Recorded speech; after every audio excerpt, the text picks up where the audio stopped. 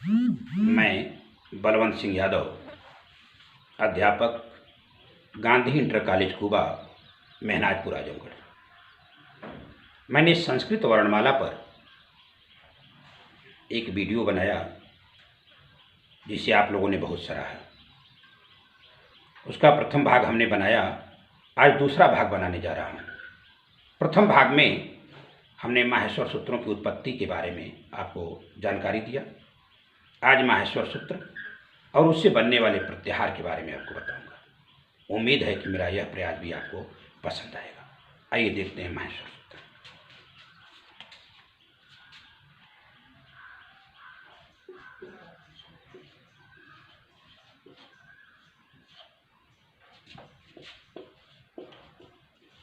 माहेश्वर सूत्र, इसके बारे में हम पहले ही बता चुके हैं कि महेश्वर से ये उत्पन्न है, उनके डमरू से। नृत्यावसानी नटराज राजो ननाद ढक्काम नव पंचबारम। ये मैंने पहले ही कल हमने आपको बताया कि जब भगवान भोलेनाथ प्रसन्न हुए और डमरू बजाए तो कितनी ध्वनियाँ निकली? 14 बार। नृत्यावसानी नटराज राजो ननाद ढक्काम नव पंचबारम, नव पंचबारम 14 बार। तो जो 14 सूत्र निकले, शिव सूत्र जालम, वो जो शिव सूत्रों का जाल है, आइए देखते हैं उन 14 सूत्रों को।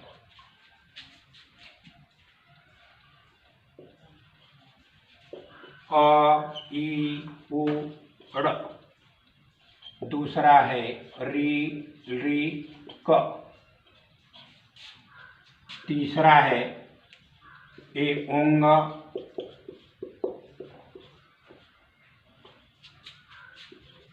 ऐ औच,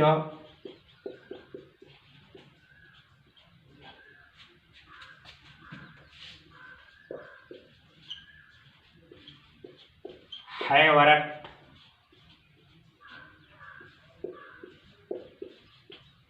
लड़,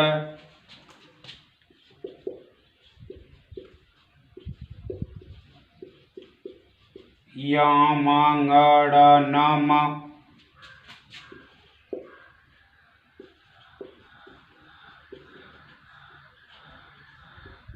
झभें,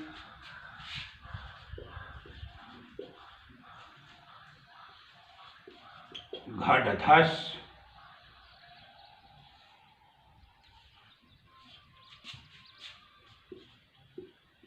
जब गडदस,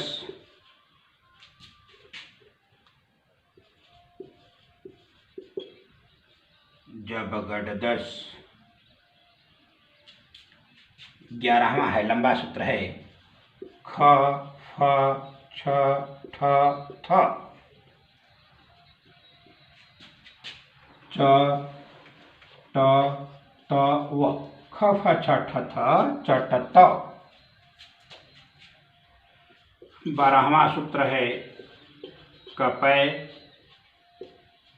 13वां है ससर और 14वां है हल। ये 14 सूत्र शिव के डमरू से निकले, जिसे पाणिनि ने संकलन किया, लिख लिया। आप ध्यान दीजिएगा, 14 सूत्रों का क्रम यही होना चाहिए। ऐसा नहीं कि आप 14 सूत्र याद कर लें और जो जहां मन करे वहां लिख दे। नहीं, ये प्रत्याहार विधायक सूत्र हैं। अगर सूत्रों का क्रम गड़बड़ हो जाएगा तो प्रत्याहार आपका गड़बड़ हो जाएगा। ये नींव है, व्याकरण की नींव है। नींव सही जगह पर ईंट पड़नी चाहिए। देखिए, नींव की ईंट, ये माहेश्वर सूत्र नींव की ईंट है। इसमें ध्यान दीजिएगा, अयुड़ यदि पहले स्थान पर है तो पहले पर हमेशा रहेगा। यदि आपका जब है 8वें पे है तो 8वें पे रहेगा, जब गड़दस 10वें पे है तो 10वें पे रहेगा। जो सूत्र जिस नंबर पर है वो अपने नंबर पे रहेगा, इतना याद रखिएगा। और दूसरी सावधानी, सूत्रों में वर्णों का जो क्रम है वो क्रम भी अपने स्थान पर रहेगा। पहली सावधानी, सूत्र जिस नंबर पे है वो उसी नंबर पे रहेंगे। सूत्रों में जो वर्ण जिस क्रम पर है वो उसी क्रम पे रहेगा। तीसरी सावधानी, सूत्रों में जो अंतिम वर्ण हैं वो हलंत हैं, उनकी इत संज्ञा है, वह विशेष प्रयोजन से बनाए गए हैं, लगाए गए हैं। वह प्रयोजन है प्रत्याहार निर्माण। अत्यंत संक्षिप्त प्रक्रिया अपनाया है पाणिनि ने। तो ये 14 जो सूत्र हैं इनमें अंतिम वर्ण इत संज्ञक हैं। यह खुद सूत्र बोल रहा है, देखिए, एषाम अन्त्याः इताः, एषाम अन्त्याः इताः, एषाम इनमें, ये जो हैं इनके, अंत्याः माने जो अंतिम हैं, इन सूत्रों के अंतिम जो वर्ण हैं, हलंत हैं, हल व्यंजन, वो क्या है? इता माने इत संज्ञक है। एषाम अंत्याः इता, इसको तोड़ेंगे तो आप बन जाएगा, म में से अ निकल जाएगा, हो जाएगा एषाम अंत्याः। ये जो अंतिम है 14 वो क्या है? इता माने इत संज्ञक है, और जिसकी इत संज्ञा होगी क्या होगा? तस्य लोप, उसका लोप हो जाएगा। जिसकी इत संज्ञा होगी, हमारे अष्टाध्याय में कई संज्ञाएं हैं। इत संज्ञा है, आपकी वृद्धि है, गुण है, ये सब संज्ञाएं हैं, घी है, टी है, सब संज्ञाएं हैं, वो हम पढ़ाएंगे आगे आपको। इत संज्ञा जिसकी भी होगी तस्य लोप से लोप हो जाएगा। तो ये 14 इत संज्ञक वर्ण हैं, क्योंकि 14 सूत्र हैं और हर सूत्र के अंत में इत संज्ञक वर्ण है। एक और विशेष प्रयोजन से बनाया गया इत संज्ञक वर्ण है, वह सूत्र बोलता है, देखिए क्या कह रहा है, लड़ मध्ये तू इत संज्ञक, जो लड़ के बीच में जो वर्ण है वह इत संज्ञक है। देखिए लड़ मध्य, लड़ के बीच में, ये क्या है? लड़, लड़ के मध्य माने बीच में। लड़ कहाँ है? देखिए आपका छठा सूत्र लड़ है, ये जो छठा सूत्र है ये लड़ है। इसी सूत्र को लड़ मध्य तो इत संज्ञक, लड़ के मध्य माने जो बीच में है वह तो इत संज्ञक है। संज्ञक माने नाम वाला, संज्ञक नाम वाला, संज्ञा और संगी। देखिए ध्यान से, लड़ मध्य, लड़ के जो बीच में, लड़ के बीच में क्या है? आप अलग अलग कर दीजिए। आधा जो ल है हलंत, फिर इसमें क्या है? अ है, फिर क्या है? अड़ है, हलंत है, इसमें कोई स्वर नहीं। तो देखिए लड़ में ये 3 है आपके, तो ल और अ के बीच में क्या है? अ। यह जो अ है इसके अनुसार क्या है? लड़ मध्य, लड़ के जो मध्य माने बीच में है उसकी इत संज्ञा होती है। जब इत संज्ञा होगी तो तस्य लोप से इसका भी लोप का विधान है, यदि स्वरों का लोप नहीं होता तो। लेकिन ये प्रत्याहार बनाने में सहायक हैं, इसलिए विशेष प्रयोजन से ये बनाया गया है। क्योंकि एक प्रत्याहार आपको मिलेगा र प्रत्याहार, जब ये आएगा तो इसमें सिर्फ र होगा, र, और 2 वर्ण नहीं है। प्रत्याहार अभी हम बताएंगे आपको, 2 वर्णों को लेकर के प्रत्याहार बनता है। एक पूर्ण वर्ण होगा, दूसरा हलंत वर्ण होगा। लेकिन इसमें आप देखिए केवल र है, केवल र, और अकेला र 2 वर्णों का बोधक है। किसका बोधक है यह र? आप देख सकते हैं, इस र को लेकर के, 5वें सूत्र के र को लेकर के और इस ड़ को लेकर के बन गया ड़ नहीं, ल अड़ के बीच में क्या है? अ। ध्यान दीजिएगा, लड़ सूत्र में जो यहाँ बीच में अ है, अभी बताया लड़ मध्य तुत संज्ञक है, सूत्र बोल दिया है कि लड़ के जो बीच में है वह इत संज्ञक है। इत संज्ञक दूसरा वर्ण होना चाहिए प्रत्याहार का। र हमने लिया और लड़ के बीच में अ हमने ले लिया, तो देखिए र प्रत्याहार, इसमें कौन कौन सा आ गया?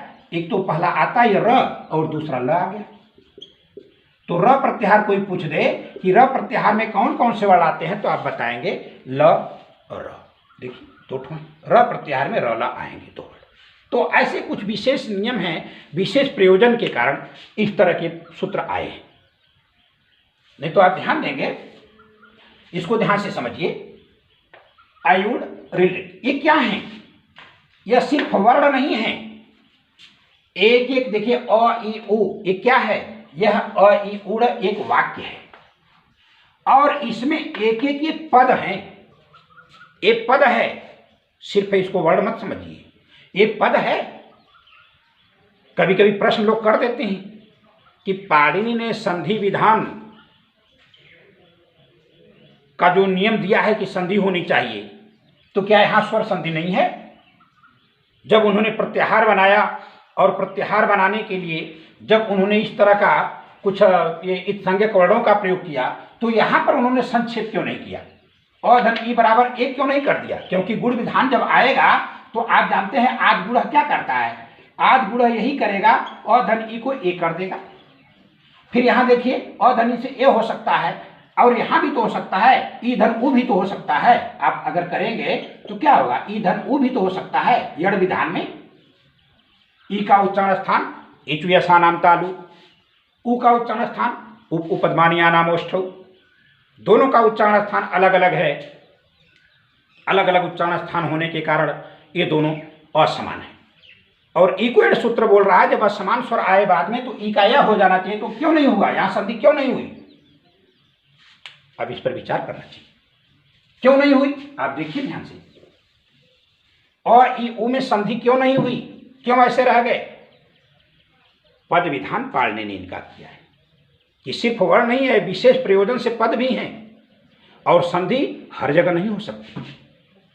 पदों के बीच में, दो पदों के बीच में, या यूं कहिए कि वाक्यों में जो आए हुए पद हैं उन पदों के बीच में संधि आवश्यक नहीं कि हो ही। कोई जरूरी नहीं है कि दो पदों में या दो से अधिक पदों के बीच में हम संधि विधान करें, भले ही नियम लागू हो, तो हमारी इच्छा पर है। खुद लिखा हुआ है, मैं अपनी ओर से नहीं बोल रहा हूं। देखिए क्या लिखा हुआ, बताया गया है कि संधि कहां कहां करनी चाहिए।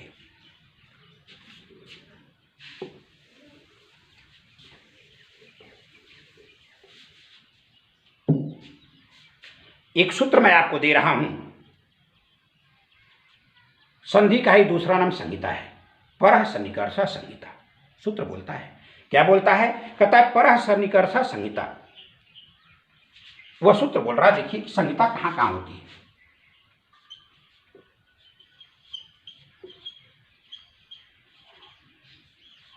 संहिता एक पदे नित्या, नित्या धातु उपसर्गयो, नित्या धातु उपसर्गयो गुण विधान है।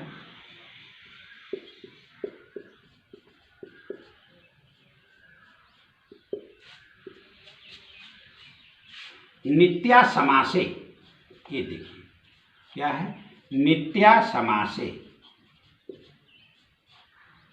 समास में भी उनके वर्णों में संधि होती है। नित्या समासे वाक्येतु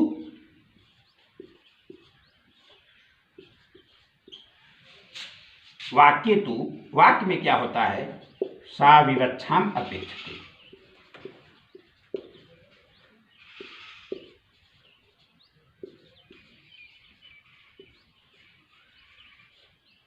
वाक्य तो सा विवक्षाम अपेक्षते। देख लीजिए ये क्या बोल रहा है, अ ई उ। मैंने कहा कि ये क्या है, ये पदों का समूह है।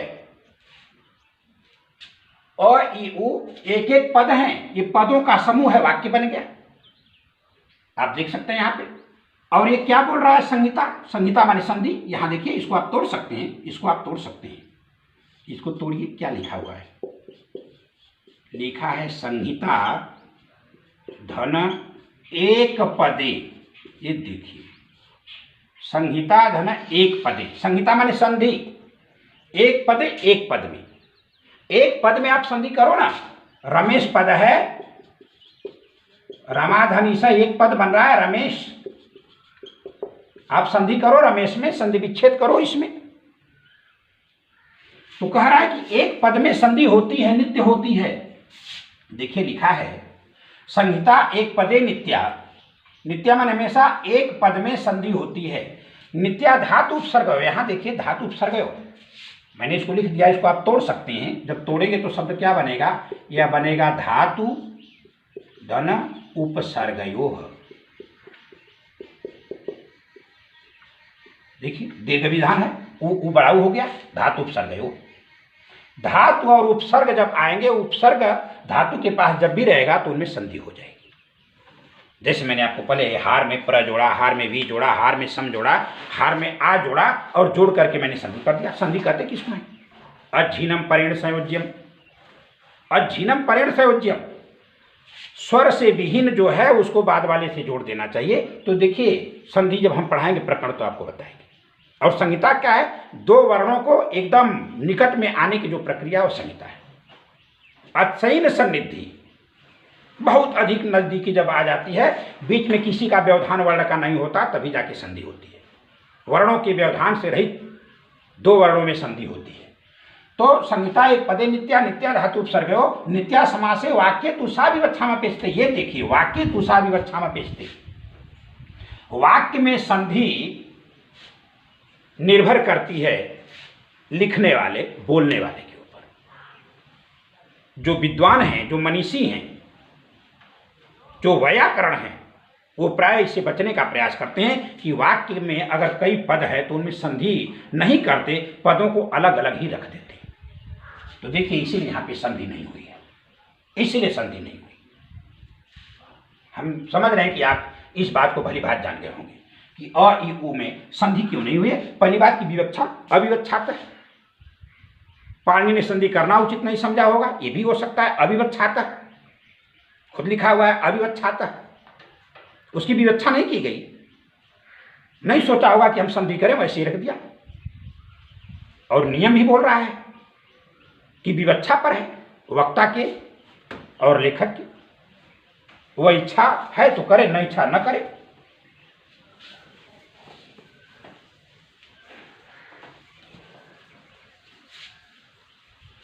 देखते हैं इन वर्णों पर, जो ये महास्वर सूत्र हैं, इनमें ध्यान दीजिएगा। जो अंतिम वर्ण है सब हलंत हैं, और जितने संपूर्ण वर्ण आपको अंतिम दिखाई दे रहे हैं सब व्यंजन है। हल माने व्यंजन होता ही है। हैवरट के ह को लेकर के और 14वें हल, यह हल है, इसके ल को लेकर के हल प्रत्याहार बनेगा, हम बताएंगे। हल माने व्यंजन। देखिए, अ इ उ, ड़ यहाँ, क यहाँ, ङ यहाँ, च माने हर सूत्र, जो 14 सूत्र हैं, इनके अंत में जो आए हैं वो हलंत हैं। क्यों? प्रत्याहार के। इन पूरे 14 सूत्रों में आप देखेंगे केवल 2 ऐसा वर्ण है। एक ह जो 2 बार आए, परीक्षा में पूछता है माहेश्वर सूत्र में वह कौन से 2 वर्ण हैं, वे कौन 2 वर्ण हैं जो 2 बार आए हैं और वो पूर्ण हैं। माहेश्वर सूत्र में 2 बार आए हुए पूर्ण वर्ण कौन कौन है? ह। ये पूर्ण वर्ण क्या है? पूर्ण व्यंजन वर्ण। आप और स्पष्ट कर दें, क्योंकि स्वर भी तो आएंगे। 2 बार आए हुए पूर्ण व्यंजन वर्ण कौन है? ह। देखिए, हैवरट का हा 1 बार आ गया और यहां पे हल कहा आ गया, ये 2 बार है। 2 बार आ गया व्यंजन। वैसे तो व्यंजन मूल रूप से हलंत होता है, लेकिन पूर्ण है व्यंजन। ह आ गया, 2 बार आया है। और फिर पूछेगा 2 बार आया हुआ हलंत वर्ण, 2 बार कौन सा आया है हलंत वर्ण? देखिए, एक अयुड़ का ड़ है और एक लड़ का ड़ है। आप ध्यान से देख सकते हैं, ये 2 हैं। यहां एक अ इ उड़ का और दूसरा क्या है? ये लड़ का। 2 ड़ आए हैं, 2 बार आए हुए, देखिए, हलंत, हलंत या एक संज्ञक जिसको आप कहते हैं।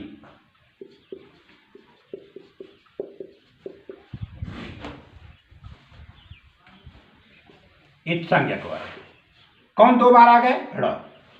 इतना याद रखिएगा। ह पूर्ण है, 2 बार आया है, और अपूर्ण है, एक संज्ञक है, वो 2 बार आया है। परीक्षा में पूछ देता है, तो इसको भी ध्यान से समझिए। और क्या देखना है? 1 से लेकर 4 तक अयुड़, ललित एवं अयोच्च, ये 4 तक जो सूत्र हैं, ये सभी स्वर विधान इनमें है। ये स्वर है इनमें, अ इ उ, ऋ ऋ, ए ओ, ऐ औ। ये स्वर है। कै ठो हैं? 1 2 3 4 5 6 7 8 9। 1 से लेकर 4 तक स्वर हैं। ध्यान से समझिएगा, जो सूत्र हैं 1 से लेकर 4 तक, इनमें क्या है? स्वर है। फिर देखिए 4 के बाद देखिए जो 5वां सूत्र है, देखिए ह य व र ल। देखिए अब इसको ध्यान से, ह य व र लड़, यमर्णम, झभ है, घटधस, जब गर्दस, खफ छठ थ, चटतव, कपय, सर हल। ये जो हैं 5वें से लेकर के 14वें तक, 5वें से लेकर के 14वें तक इनमें क्या है, इनमें व्यंजन है, इनमें व्यंजन है। इन व्यंजनों में भी देखिए, इनमें भी देखिए, 5वां और 6वें सूत्र को देखिए, इन दो सूत्रों को देखिए ध्यान से। ये जो दो सूत्र हैं ये क्या हैं, इन दो सूत्रों में आए हुए वर्णों को देख लीजिए आप। इस ह को अभी छोड़ दीजिए क्योंकि ह तो एक बार आया है। य व र और ल, य व र और ल, जिसको हम देखिए यड़ कहते हैं, य व र ल, ये क्या है, अर्ध स्वर हैं। 1 से 4 तक तो पूर्ण स्वर हैं और 5 और 6 इनमें क्या है, अर्ध स्वर है। यहां देखिएगा, मैं तो यहां तक पूरा व्यंजन लिख दिया, लेकिन यहां से समझिएगा 5 और 6 ये जो है क्या है, अर्ध स्वर है। स्वर और व्यंजन दोनों इसमें आते हैं, अर्ध स्वर है। य व र ल ये अर्ध स्वर कहे जाते हैं। यद्यपि 5वें सूत्र से लेकर 14वें तक सब व्यंजन हैं, लेकिन बीच में इनको अर्ध स्वर कहते हैं। तो स्वर और व्यंजन का विधान है, क्या समझिएगा। अब व्यंजन का भी विधान कैसे है, ये वर्गीय व्यंजन जो है उल्टे क्रम में है। वर्ग आप जानते हैं, क वर्ग, च वर्ग, ट वर्ग, त वर्ग, प वर्ग। वर्गों का जो अंतिम है उसको आप बदलते जाएंगे, सब आएगा। जैसे आपका मान लीजिए क वर्ग है, च वर्ग है, ट वर्ग है, त वर्ग है और च वर्ग, ट वर्ग, त वर्ग और प वर्ग। अब आप देखिए, इनको देख लीजिए, 5 वर्ग हैं संस्कृत में जिनको वर्गीय व्यंजन कहते हैं, हम पढ़ाएंगे आगे। जो क वर्ग में हैं, क, ख, ग, घ, ङ, ये 5 हैं। ऐसे ही सब में 5 हैं, ध्यान दीजिएगा। ये सभी वर्गों के उल्टे क्रम से व्यंजन आए हैं इसमें, आप ध्यान से समझिएगा। यहाँ देखिए 7वां, यहाँ तो अर्ध स्वर हमने बता दिया आपको। 7वां देखिए, जो व्यंजन पूर्ण व्यंजन आ गए आपको, देखिए ध्यान से। य म ङ ड़ न, आप देखिएगा, य म ङ ड़ न, तो ये म न देखिए क्या है, ये तो हलंत है। यहाँ से य म ङ ड़ न, ये न क्या है, ये न त वर्ग का पंचम है। ड़ क्या है, ट वर्ग का ये पंचम है। और ङ क्या है, ये त वर्ग का पंचम है। ङ, क कहाँ गया, क, ये क वर्ग का पंचम है, क, ङ। और म का है, प वर्ग का पंचम है। यहाँ देखिए, ये च वर्ग का पंचम है, ध्यान समझिएगा। यहाँ म ङ ड़ न, आप देखिए इनको, ये उल्टे क्रम से हैं। वर्गों के 5वें पहले आएंगे, यहाँ म ङ ड़ न 5वां, अब 5वें बाद चौथे आएंगे। देखिए झ, भ, घ, ढ, ध, 3 ये 2 ये 5 वर्ग हैं। 5 वर्ग को देखिए चौथे हैं। क का क्या है, क, ख, ग, घ, देखिए यहाँ घ आ गया। च का क्या है, च, छ, ज, झ, च, छ, ज, झ, देखिए यहाँ झ आ गया। तो पहले 5वां वर्ण, फिर चौथा वर्ण, फिर जबगर्दश क्या है, वो सभी वर्गों के तीसरे वर्ण जस प्रत्याहार में आते हैं, जबगर्दश तीसरे वर्ण। फिर दूसरे हैं, देखिए 5 वर्गों की दूसरे हैं। फिर क्या है, पहले आ गए। फिर यहाँ चस देखिए, च, ट, त, क, प, च वर्ग, ट वर्ग, त वर्ग, क वर्ग, प वर्ग, सभी वर्गों की पहले। तो उल्टा क्रम है व्यंजनों का, 5वां, चौथा, तीसरा, दूसरा, पहला। इस तरह से वर्णों का विधान है, स्वर और व्यंजन। हाँ, एक प्रश्न उठता है कि यह हल में एक ह और हैवरट में ह क्यों बनाया, क्यों विधान किया। विशेष प्रयोजन था, क्योंकि ह तो था ही, अरहेण सूत्र है, अरहेण की सिद्धि के लिए, अरहेण की सिद्धि के लिए उन्होंने बनाया। समझ लीजिए, कई सूत्र हैं जिनकी सिद्धि के लिए इन्होंने 2 बार ह का प्रयोग किया है। एक बार ह के साथ भी यह र ल आना चाहिए और यहाँ स के साथ भी आना चाहिए था, इसलिए उन्होंने ह का 2 बार प्रयोग किया। तो ये स्वर हैं, व्यंजन हैं, और कैसे अर्ध स्वर कौन है, पूर्ण व्यंजन कौन है, हलंत व्यंजन कौन है, और स्वर कितने हैं, देखिए ध्यान से।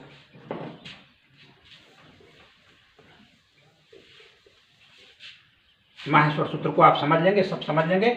इसमें देखिए प्रत्याहार कैसे आप बनाएंगे, प्रत्याहार आप कैसे बनाएंगे। प्रत्याहार शब्द का अर्थ होता है संक्षेप करना। प्रत्याहार शब्द का अर्थ होता है संक्षेप करना, ध्यान से समझिए। प्रत्याहार का मतलब क्या होता है, प्रत्याहार शब्द का अर्थ होता है संक्षेप करना।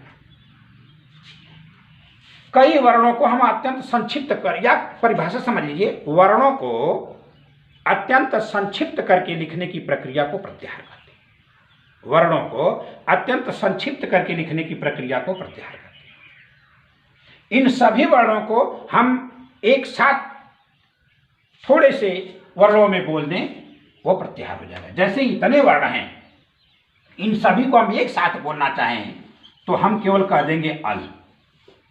अल कह देंगे, अल प्रत्याहार बनते ही सभी वर्ण आ जाएंगे। आई उड़ रिल के होंगे या वो छावरत लंग मंडम झबे घटघस जब घटघस ख पचट तट तो कपै सचरा सब आ जाएंगे। सभी वर्ण अल में आ जाएंगे, अल प्रत्याहार में आ जाएंगे। तो प्रत्याहार का अर्थ ही होता है संक्षेप करना। कई वर्णों को हम संक्षेप में कर दिए। गागर में सागर भरने का प्रयास है पाड़ने का। पूरे समुद्र का जल, पूरे जो वर्ण है, ये पूरा वर्णों का ज्ञान उन्होंने भर दिया प्रत्याहार में। ये प्रत्याहार का काम है, ये संक्षेप करना। प्रत्याहार कैसे बनता है, ध्यान दीजिएगा। प्रत्याहार बनता कैसे? प्राय नियम है, प्रत्याहार दो वर्णों से बनते हैं। दो वर्णों से प्रत्याहार बनते हैं। कौन कौन से? एक पूर्ण वर्ण होगा, दूसरा हलंत वर्ण होगा। दो वर्ण आपके आएंगे, एक पूर्ण और दूसरा हलंत। जैसे आपको बनाना है, लेना है अ। प्रत्याहार कैसे बनाएंगे आप? सूत्र प्रत्याहार का क्या बोल रहा है?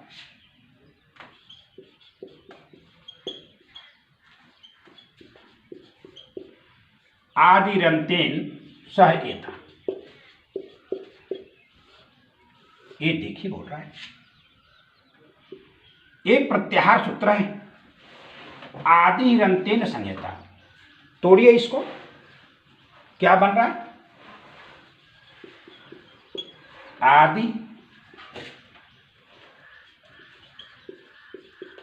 अंतेन सह ईता।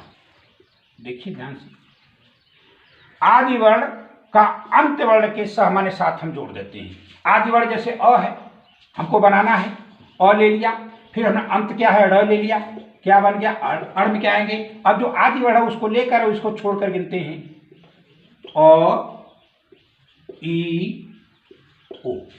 ड़ को हम नहीं लेंगे क्योंकि हलंत है, उसको हम नहीं लेंगे। जो आदि वर्ण है उसके साथ हम गिनेंगे, अ ई ओ, अड़ हो गया। कोई भी आप ले सकते हैं, किसी भी सूत्र का ले सकते हैं, कोई जरूरी नहीं। जैसे मैंने आप ऊ लेंगे, फिर आप अड़ा भी ले सकते हैं, तो आप उड़ भी बना सकते हैं। इसमें क्या आएगा, केवल ऊ, क्योंकि जो हलंत वर्ण है उसको नहीं गिनेंगे। हलंत वर्णों की गिनती नहीं होती है, याद रखिएगा।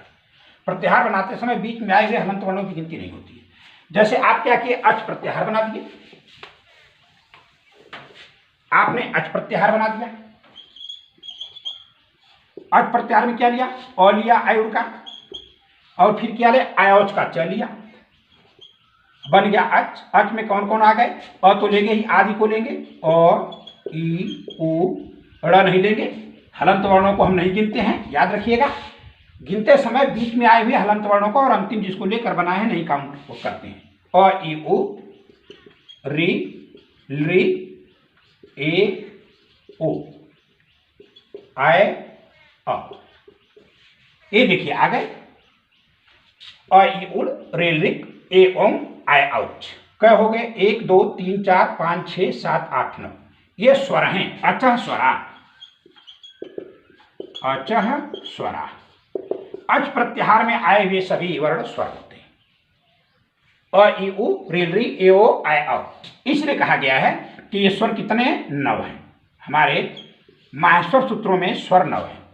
वैसे कोई पूछ दे कि संस्कृत में कितने स्वर हैं, पूरी संस्कृत की बात वैदिक संस्कृत तक आ जाती है। और संस्कृत देखिए, पाणिनि शिक्षा एक ग्रंथ है, मैं अभी स्वर बताऊंगा बाद में, उसको मैं बताऊंगा। उसमें 22 स्वर बताए गए हैं कि संस्कृत में 22 स्वर है। पाणिनि शिक्षा है, वो भी उन्हीं की रचना, लेकिन यहाँ देखिए हमको माहेश्वर सूत्र में देखना है कि स्वर कितने हैं। तो 9 स्वर हैं। अच हमने बना दिया स्वरों का। फिर इस हैवरट के ह को लेकर के, इस हल को लेकर के हमने बना दिया हल के ल को, तो बन गया हल। ये प्रत्याहार देखिए क्या कह रहा है, इसमें सभी व्यंजन आ जाएंगे, इसमें सभी व्यंजन आपके आ जाएंगे। तो जब सब स्वर बोलना है तो आप कहेंगे अच, व्यंजन बोलना है तो हल। ह य व र ल य म ङ ण झ भ घ ढ ध ज ब ग ड द ख फ छ ठ थ च ट त क प श ष स ह। इतना बोलने से अच्छा है कि आप बोल दें हल। और जैसे ही आप हल कहेंगे, हल कहते ही आप सभी व्यंजन को बोल देंगे। तो मेरे कहने का मतलब है, जब आप अच कहेंगे तो सब स्वर बोल देंगे, आप हल कहेंगे सब व्यंजन बोल देंगे, और आप जब अल कहेंगे तो स्वर व्यंजन सब बोल देंगे। तो यही है प्रत्याहार। किसे कहते हैं? प्रत्याहार का अर्थ है संक्षेप करना। वर्णों को अत्यंत संक्षिप्त कर लिखने की प्रक्रिया को प्रत्याहार कहते हैं। यह है सभी वर्णों को अत्यंत संक्षेप में। जब हम अल बोलेंगे तो सभी स्वर व्यंजन हम बोल दिए, जब हम अच बोले तो सभी स्वर बोल दिए। स्वर कितने? 9 और व्यंजन कितने? 33। आप देख सकते हैं व्यंजन कितने हैं? व्यंजन 33 हैं। माहेश्वर सूत्र में व्यंजन 33 हैं। माहेश्वर सूत्रों में 33 व्यंजन हैं, याद रखिए, और स्वर 9 है। तो इस तरह से कितने हैं? 42 वर्ण है। प्रत्याहार भी कोई पूछे कितना बनता है तो प्रत्याहारों की संख्या भी कितनी बनेगी? 42। जिनका विधान है ये 42। वैसे तो नियम है 300 तक आप पहुंच जाएंगे। प्रत्याहार बनाने का जो नियम है उस नियम से आप 300 पहुंच जाएंगे। लेकिन आप समझिए कि 42 प्रत्याहार है। वो कुछ लोग कहते हैं 43। क्यों कहेंगे? इसलिए कहेंगे क्योंकि लड़ मध्य तुइत संज्ञ कहा, लड़ के बीच में जो अ है जिसकी इत संज्ञा हुई है उसको लेकर र प्रत्याहार बना दिया। तो र प्रत्याहार बन जाने से 42 के स्थान पे 43, क्योंकि वो भी विशेष प्रयोजन से बना है। वह भी विशेष प्रयोजन से बना है, उसको भी आगे हम बताएंगे। तो इस तरह से प्रत्याहारों की संख्या जो 42 है, कुछ लोग 43 कहते हैं।